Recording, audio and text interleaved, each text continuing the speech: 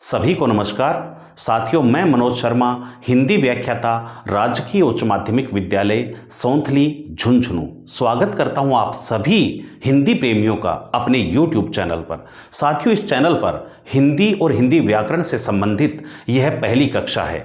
मैं उम्मीद करता हूं कि इस कक्षा को देखने के बाद आप अपने हिंदी ज्ञान में सुनिश्चित अभिवृद्धि प्राप्त करेंगे। तो शुरू करते हैं। आज का हमारा जो पहला टॉपिक है वो है हिंदी भाषा और व्याकरण। साथियों, हम व्याकरण शुरू करें उससे पहले हमें उसकी आधारभूत जानकारी होना बड़ा आवश्यक है। जैसा कि आप जानते हैं, भाषा पहले आती है और उसके बाद भाषा के सबसे अधिक शुद्ध रूप को निरूपित करने के लिए जो नियम बनाए जाते हैं वो व्याकरण का विषय है। तो हम व्याकरण जानें उससे पहले हम कुछ सामान्य जानकारी भाषा की प्राप्त करते हैं। तो चलिए देखते हैं कि भाषा क्या है। साथियों, भाषा क्या है ये जानने से पहले हम यह देखते हैं कि यह भाषा शब्द कहाँ से आया और इसका अर्थ क्या है। जो शब्द हम अपने उपयोग में लेते हैं भाषा, यह संस्कृत की मूल धातु भाष से बना है। भाष धातु में आ प्रत्यय के योग से भाषा शब्द की व्युत्पत्ति हुई है। तो साथियों, संस्कृत मूल से यह शब्द निकला है भाषा, जहां भाष धातु का अर्थ होता है बोलना या कहना। यानी भाष का अर्थ है बोलना, या हम कह सकते हैं कहना, या फिर हम कह सकते हैं प्रकट करना।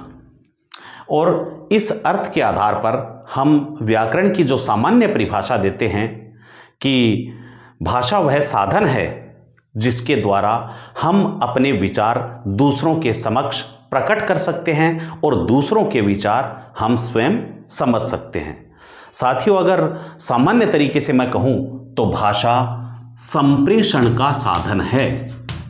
संप्रेषण का अर्थ होता है विचारों का आदान प्रदान। तो भाषा जो है वो विचारों के आदान प्रदान का साधन है।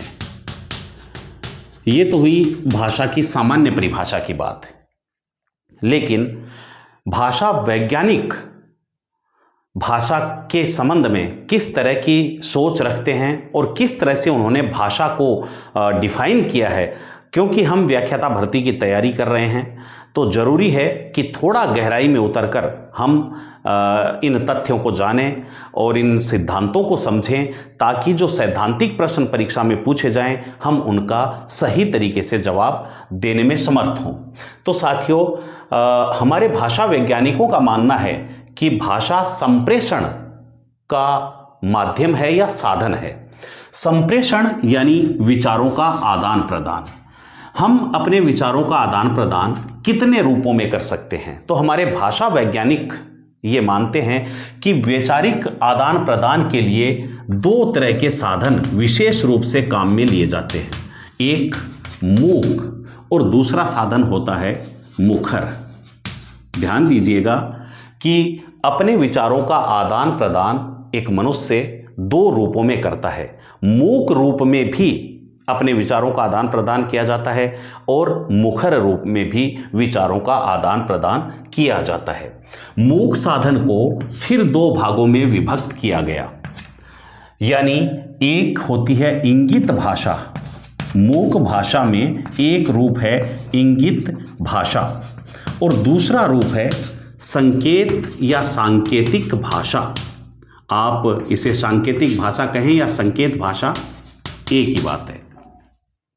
इंगित भाषा का तात्पर्य है हमारे मुख के विकार, नेत्र भंगिमाएं, हमारे मनोभाव जो हमारे हृदय में प्रकट होते हैं, जैसे क्रोध, घृणा, प्रेम, उत्साह आदि की स्थिति में हमारी जो आंगिक चेष्टाएं होती हैं वो इंगित भाषा के अंतर्गत आती हैं। साथियों, मैं फिर आपको बता दूं कि आप व्याख्याता भर्ती की तैयारी कर रहे हैं। ये कक्षा विशेष रूप से व्याख्याता भर्ती वालों के लिए है। इसलिए हमें थोड़ा गहराई में उतरना पड़ेगा और जो सैद्धांतिक प्रश्न इस तरह के पूछे जाते हैं उनका उत्तर हम तभी दे पाएंगे जब इस कॉन्सेप्ट को, इस अवधारणा को हम भली भांति समझ लेते हैं। तो देखिए, संप्रेषण का माध्यम भाषा है। संप्रेषण हम दो तरीके से कर सकते हैं। एक संप्रेषण होता है मूक यानी जिसमें हम वाणी का प्रयोग नहीं करते, और दूसरा संप्रेषण होता है मुखर यानी मुख से बोलकर हम अपने विचारों का आदान प्रदान करें, तो वह मुखर साधन कहलाता है। मूक साधन की बात करें, जो व्याकरण का विषय नहीं है, लेकिन हमें यह जानना जरूरी है। मूक साधन में भाषा के दो रूप माने गए। इंगित भाषा, जैसा कि मैंने बताया कि हमारे मुख विकार, इसके अतिरिक्त हम कहें नेत्र भंगिमा, इसके अतिरिक्त हम कहें कि हमारे प्रेम, भय, घृणा, उत्साह जैसे जो मनोभाव हैं, मन के विकार हैं, उनको प्रदर्शित करने के लिए जो हमारी आंगिक चेष्टाएं होती हैं, आप इसे एक शब्द में यूं कहें कि आंगिक चेष्टाएं, ये हमारे संप्रेषण की इंगित भाषा के अंतर्गत आते हैं। इनके द्वारा भी हम अपनी कुछ जो भावना है वो दूसरों के समक्ष प्रस्तुत कर सकते हैं। दूसरी है संकेत भाषा, यानी इसे हम सांकेतिक भाषा के रूप में जानते हैं। संकेत भाषा को समझने के लिए आप ये कहें कि कई बार मनुष्य अपने विचार प्रकट करने के लिए, अपने भाव प्रकट करने के लिए वाणी का प्रयोग ना करते हुए, जैसे हाथ उठाकर किसी को बुलाने का इशारा देना, अध्यापक द्वारा मेज पर हाथ पटककर बच्चों को शांत करवाना, या फिर एक व्यक्ति द्वारा मुंह पे अंगुली रखकर दूसरे व्यक्ति को चुप रहने का संदेश देना, ये तमाम तरह के। और अगर हम आगे बात करें तो आप देखते हैं कि रेलवे में जो झंडी, लाल झंडी, हरी झंडी या लाल और हरी बत्ती का प्रयोग होता है, हमारे सड़क पर जो चौराहे पे बत्तियों का प्रयोग होता है, ये सभी संकेत भाषा के उदाहरण हैं। तो ये दोनों ही मूक साधन हैं, लेकिन क्योंकि हम भाषा पढ़ रहे हैं, व्याकरण पढ़ रहे हैं, इसलिए हमारा व्याकरण इंगित भाषा और संकेत भाषा का अध्ययन नहीं करता है। ये केवल हमारी जानकारी के लिए है। आगे बढ़ते हैं। जो प्रमुख माध्यम है वो है मुखर। साथियों, मुखर माध्यम में अपने विचारों का संप्रेषण करने के लिए हमें वाणी की जरूरत सबसे पहले पड़ती है। यानी इस माध्यम में जो महत्वपूर्ण चीज है वो है वाणी। अब वाणी की अगर हम बात करें तो वाणी हमारे मुख से निकलने वाली ध्वनि वाणी है, लेकिन पशु, पक्षी, जीव जंतुओं के मुख से निकलने वाली ध्वनि भी वाणी के अंतर्गत आती है। यानी पशु पक्षियों की बोलियां और मनुष्य की बोली, ये सभी मुखर माध्यम के अंतर्गत आता है। इस आधार पर हमारे भाषा वैज्ञानिकों ने इस मुखर साधन के फिर दो भेद किए। एक कहा अव्यक्त भाषा, अव्यक्त भाषा, और दूसरे को कहा व्यक्त भाषा। ये कंसेप्ट साथियों समझना बहुत जरूरी है। क्या होती है अव्यक्त भाषा, क्या होती है व्यक्त भाषा, हमें ये जान लेना जरूरी है। यहाँ आप ज़्यादा हम चर्चा नहीं करेंगे क्योंकि हमारा व्याकरण अव्यक्त भाषा का अध्ययन भी नहीं करता है। आप ये नोट कर लें कि पशु पक्षियों की जो बोली है वो अव्यक्त है। पशु पक्षियों की इस अव्यक्त भाषा से हम उनके सुख या दुख के मनोविकार का भाव तो समझ सकते हैं, लेकिन इस बोली के द्वारा विचारों की सुस्पष्ट अभिव्यक्ति संभव नहीं है। इसलिए हमारा विषय अव्यक्त भाषा भी नहीं है। और अब जो बचता है, जो अंतिम माध्यम है मुखर में, वो है व्यक्त भाषा। साथियों, इस सृष्टि की, ईश्वर द्वारा रचित इस सृष्टि की सर्वोत्कृष्ट सर्जना या रचना कहें, वो है मनुष्य। और मनुष्य की जो सर्वोत्कृष्ट सृजना की बात करें, निर्माण की बात करें, तो वह भाषा है निश्चित रूप से, क्योंकि भाषा ही वह माध्यम है भाषा ही वह साधन है जो जगत के व्यवहार का मूल है। भाषा के माध्यम से ही, भाषा के ज्ञान की वजह से ही हम दुनिया के तमाम विषयों को समझ पाते हैं। ये भाषा की ही ताकत है कि हम अपने विचार सुस्पष्ट तरीके से अभिव्यक्त कर सकते हैं। साथियों, हम व्यक्ति इसीलिए हैं क्योंकि हमारे पास अभिव्यक्ति की क्षमता है। आज का जो हमारा टॉपिक व्याकरण के संबंध में हम जो पढ़ेंगे वो व्याकरण हमारी व्यक्त भाषा को लेकर चलेगा। तो ये जो सामान्य यात्रा हमने की अपने टॉपिक को प्रारंभ करने से पहले साथियों, ये हमारे हिंदी साहित्य के जो विद्यार्थी व्याख्याता की तैयारी कर रहे हैं उनको इसके बारे में सामान्य जानकारी होना जरूरी था। तो अब आगे बढ़ते हैं।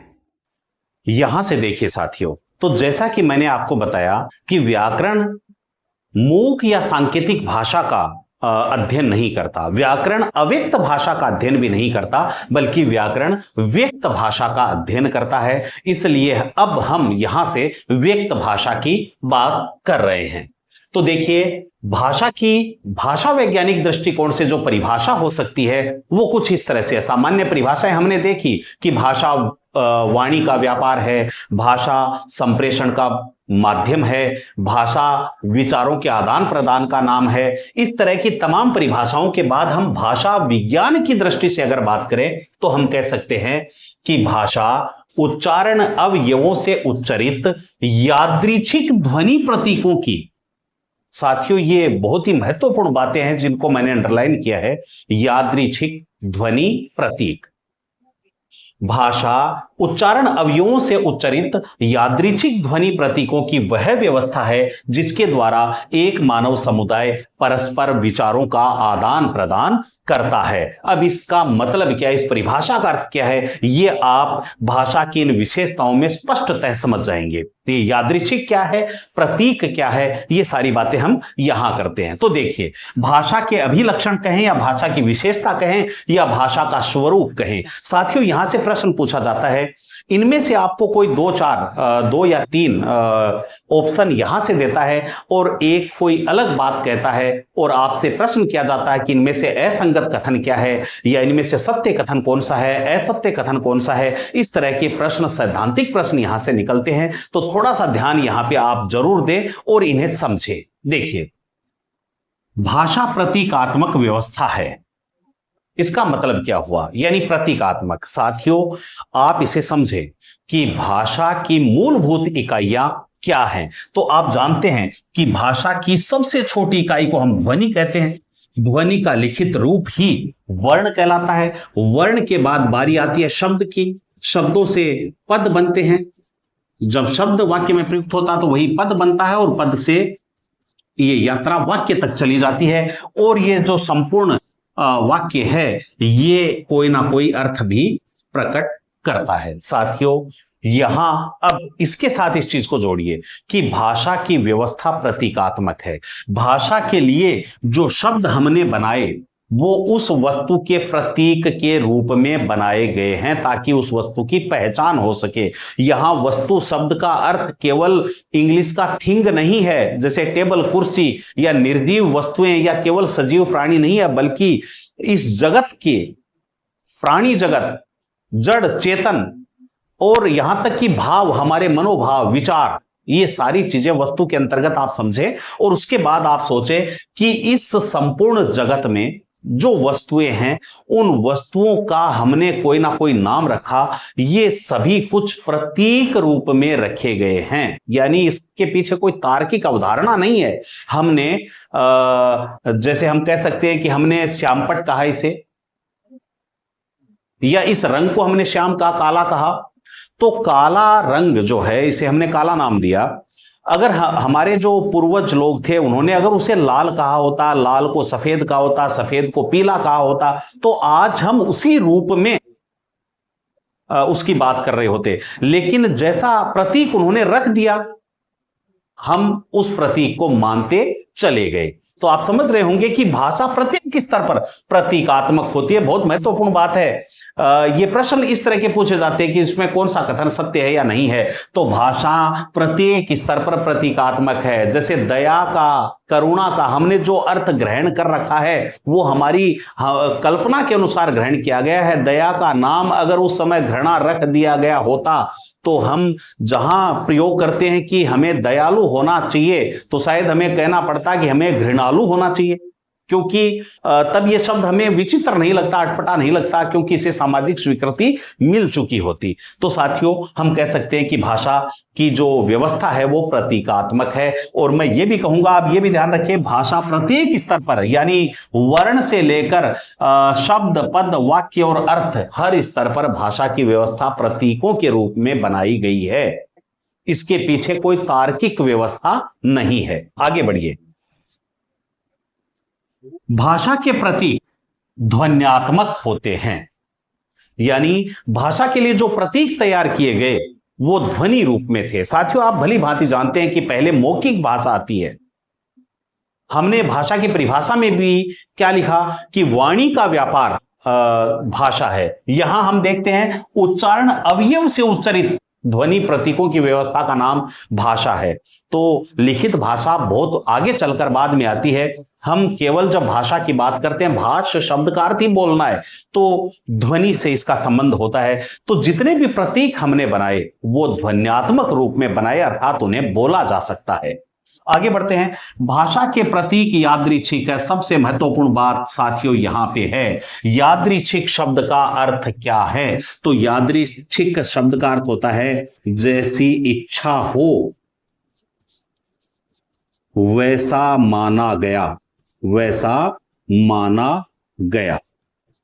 यानी हमारे पूर्वजों की जब भाषा की धीरे धीरे भाषा का विकास हुआ तो हमारे पूर्वजों ने अपनी इच्छा के अनुसार किसी वस्तु को जो नाम दे दिया गया वह उनकी इच्छा के आधार पर निर्भर करता था। उस वस्तु का उस नाम के साथ कोई तार्किक संबंध नहीं था। साथियों, इस चीज को आप ऐसे समझें कि एक पक्षी है जिसे हम मोर कहते हैं, एक दूसरा पक्षी है जिसे हम कौवा कहते हैं, एक पक्षी है जिसे हम कबूतर, तीतर, बटेर कहते हैं।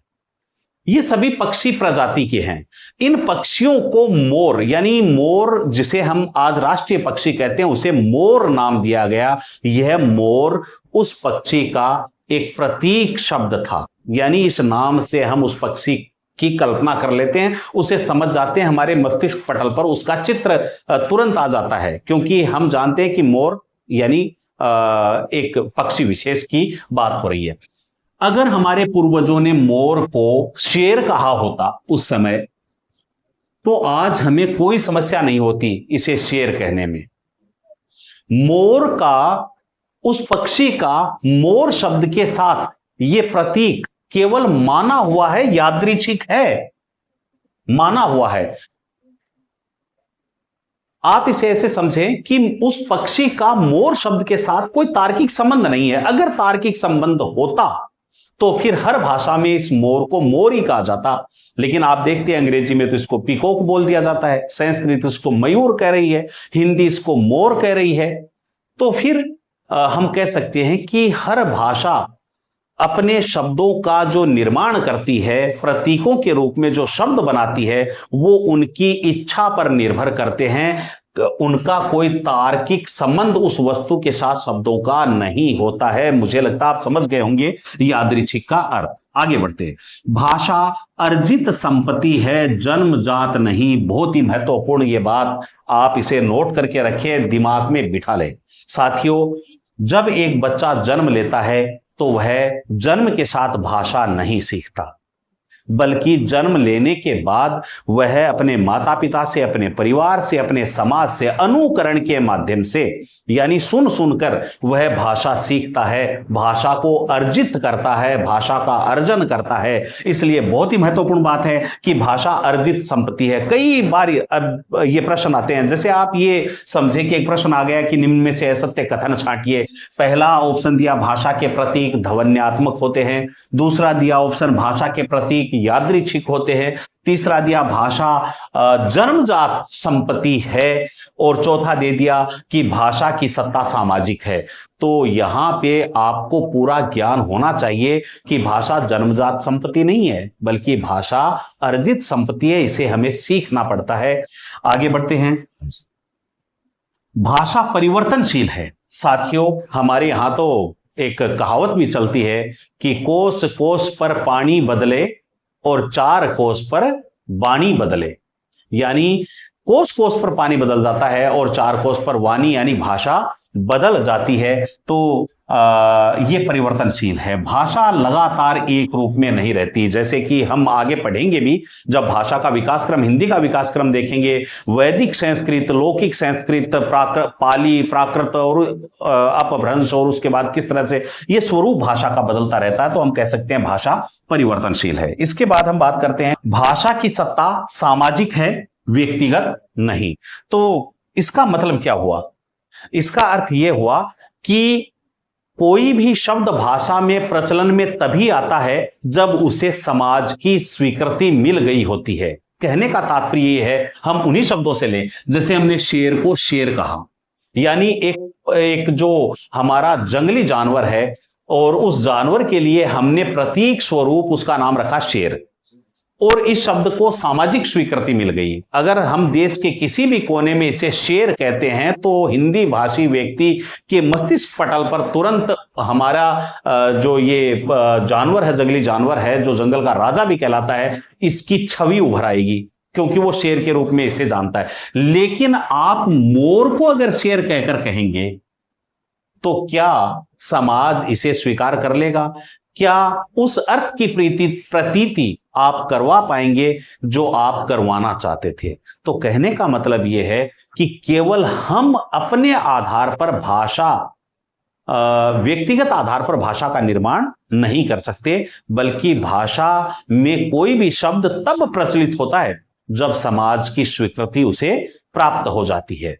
तो इसलिए हम कहते हैं कि भाषा की सत्ता सामाजिक होती है। बहुत इंपॉर्टेंट लाइन है, व्यक्तिगत नहीं होती भाषा की सत्ता, व्यक्तिगत नहीं होती। आगे देखिए, भाषा सृजनात्मक होती है। इसका अर्थ यह हुआ, साथियों, आप सोचें कि किसी भाषा के पास लगभग 50-60 ध्वनियां होती हैं। इन 50-60 ध्वनि या वर्णों से हम असंख्य शब्दों की सृजना करते हैं, निर्माण करते हैं। इन शब्दों के माध्यम से हम असंख्य अनंत वाक्यों का निर्माण कर लेते हैं। इन्हीं ध्वनि और शब्दों के प्रयोग से हम हमारे अनंत भावों का प्रकटीकरण और कितने ही रूपों में कर लेते हैं। इसे कहते हैं भाषा की सृजनात्मक शक्ति। तो मैं समझता हूं कि हमने ये बात की कि भाषा के लक्षण क्या हो सकते हैं, भाषा के अभिलक्षण क्या हो सकते हैं, भाषा की विशेषताएं या भाषा का स्वरूप क्या हो सकता है, तो उसके बारे में हमने चर्चा की। अब हम यहां से वास्तविक जो हमारी व्याकरण की कक्षा है उसका प्रारंभ करेंगे। आगे बढ़ते हैं। धन्यवाद।